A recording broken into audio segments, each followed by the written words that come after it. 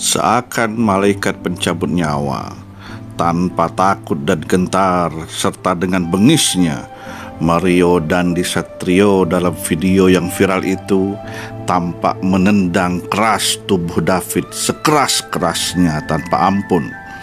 Tubuh David terkapar tak berdaya. Tendangan kaki Mario mengejutkan semua orang yang menonton video tersebut. Hebatnya lagi, tak ada rasa khawatir, takut, ataupun penyesalan dari wajah Mario meski sudah ditangkap dan diborgol.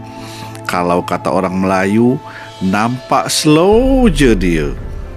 Seakan dia yakin seyakin-yakinnya bahwa kekayaan bapaknya, status keluarganya akan menjadikan dia ujung-ujungnya a man above the law, tak terjamah oleh hukum karena uang. Memang, sebagaimana yang kita lihat dari tampilan jejak-jejak digital yang diungkap oleh banyak netizen, si Mario ini hobi memamerkan kekayaan keluarganya dan mempertontonkan gaya hidup mewah di media sosial. Dari mobil mewah hingga motor besar Harley Davidson, tunggangannya sehari-hari. Hidup bagai anak sultan memang tak lepas dari kesan yang melekat pada dirinya. Padahal bapaknya bukan sultan, cuma pegawai negeri yang gajinya bisa diukur. Menilik perilaku hedon semacam ini bukanlah barang baru sesungguhnya, tapi sudah menjadi tren di kalangan anak-anak orang kaya dan anak-anak pejabat berkuasa sejak dahulu. Saya teringat sebuah penelitian yang ditulis oleh Paul Fifth tahun 2014 lalu yang berjudul Wealth and the Inflated Self, Class, Entitlement, and Narcissism. Dalam penelitian itu, Paul Fifth mengungkapkan bahwa kekayaan dan status sosial dapat menjadi sebab munculnya rasa berhak, entitlement, dan rasisisme itu. Paul Fifth lebih lanjut mengelaborasi bahwa individu dengan hak istimewa seperti itu seringkali mengabaikan norma dan aturan sosial hingga bahkan tidak peduli terhadap orang lain. Dalam beberapa kasus, mereka sangat mudah berperilaku agresif atau ringan tangan dan bahkan tidak ragu melakukan kekerasan terhadap orang lain yang mereka anggap bisa menjadi ancaman terhadap rasa kekuasaan dan kendali mereka.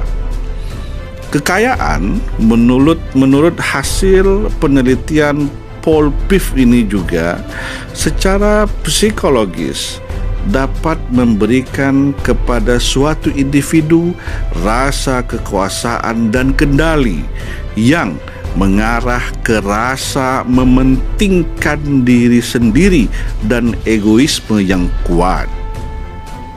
Rasa ini akan semakin menjadi-jadi akibat proses dan bentuk sosialisasi atau asuhan dalam keluarga kaya raya tersebut. Apa yang dilakukan oleh Mario terhadap David merupakan contoh manifestasi dari rasa berhak dan arogan itu. Ngeri, sungguh-sungguh mengerikan. Kesombongan yang mengarah pada kekerasan tidak dapat diterima bagaimanapun alasannya, dan mereka yang berkuasa harus bertanggung jawab atas tindakan mereka. Ketika orang melihat bahwa mereka yang memiliki uang, memiliki jabatan, dan kekuasaan dapat bertindak tanpa hukuman, hal itu tentu mengikis kepercayaan publik terhadap sistem peradilan dan supremasi hukum. Sangat penting untuk menciptakan budaya bertanggung jawab atas tindakan mereka sendiri. Untuk mencapai hal ini diperlukan sistem peradilan yang adil dan menjunjung tinggi supremasi hukum. Terlepas dari itu semua, apakah ini masalah orang kaya yang tidak bisa mendidik anaknya, atau pejabat yang entah dari mana hartanya, atau apalah-apalah?